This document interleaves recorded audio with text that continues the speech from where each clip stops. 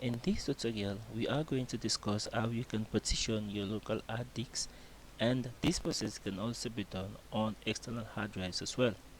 Partition simply means to replicate or virtualize your local hard disk, which is the C drive, and it is where the operating system is stored by default.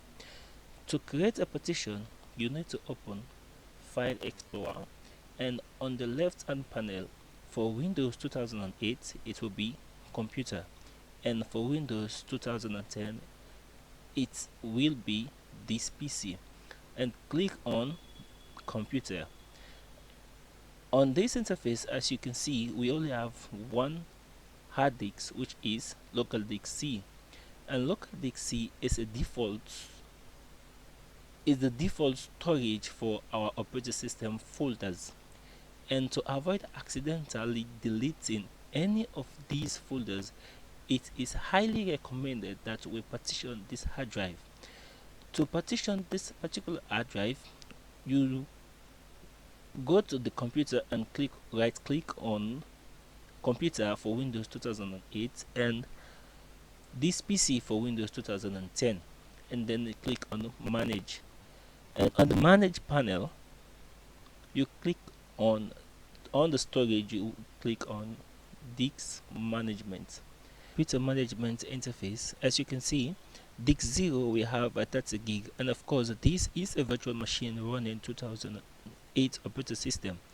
And here we have our C drive, which is 29.66 gig, approximately almost a 30 gig. And on this drive, you right click on this drive. There are a couple of things here that are very interesting: the Open and the Explore, which are exactly the same. They are just like twins, they do the same thing. And we also have Make Partitioners Active. Obviously, as soon as you create this particular hard disk, it will automatically format itself and then be active. So I don't think there's any need for 1, 2, 3. And also, you might be wondering, where is the create partition? Instead of create partition, they say shrink volume. Yeah, that's what they say. The shrink volume is where you create external partition. Shrinking means by reducing this actual space. So you click on the shrink volume. Of course, it's gonna run a query to see if there is more space for this particular drive to be shrink.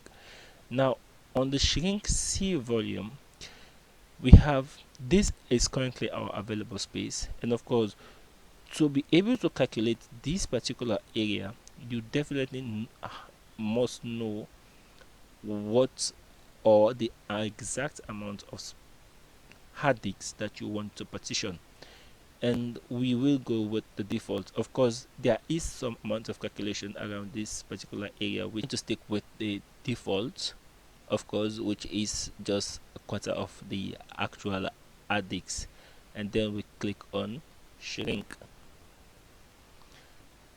This process will take something like a few seconds automatically, as you can see, from the 30 gig which initially we had. Now the drive C is 15.19 gig, and the partition that we created is 14.47 gig. And for now, as you can see, it says unallocated. Of course, for now, this particular one is not yet registered and not yet known to the computer, except we have to make it be known. To do so, you right click and then you click on new simple volume, and you will see this wizard. This wizard is just like a next wizard. There is nothing much to do. Next, yes, we are sure this is the exact amount of size we want. Then we'll click on next. Of course, the drive letter that you want, you select the drive letter that you want. We are going to stick with the default, nothing much.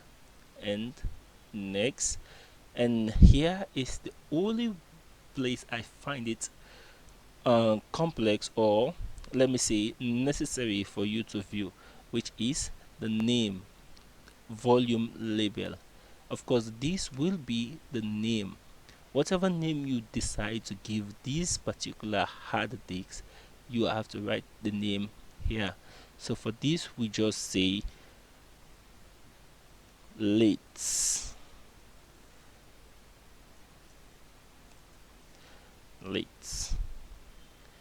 And nothing. Click on next, and we are done. And as soon as it's done, automatically it will format for itself and officially be in use. It's formatting, and it won't take minutes. And as you can see, format this disk.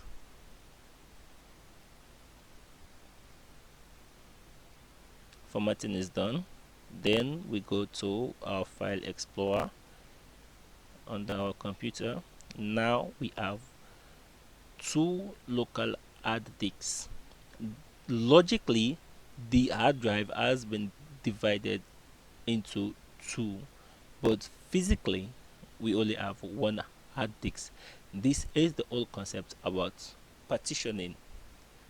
So now, whatever folder or files we want, instead of storing or saving it on the C drive, it is more recommended that we save and store on the late, which is drive E. And also, if you are using a hard disk of over 1 terabyte, there is possibility to create as much partition as you want. You can even have up to 4 or 5 different partitions based on your desire.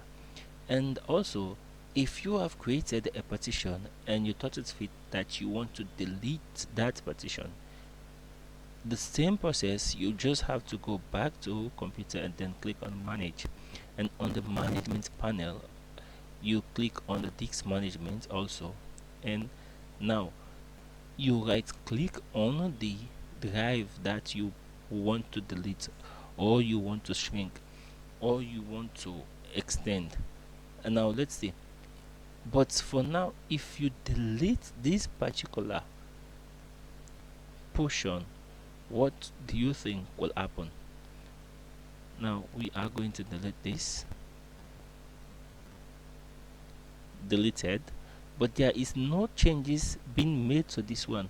Obviously, we initially had 29 point something gig, but now it's still 15 GB,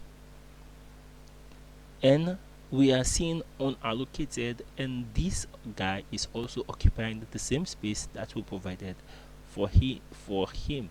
So now on our local disk, yes, we only have one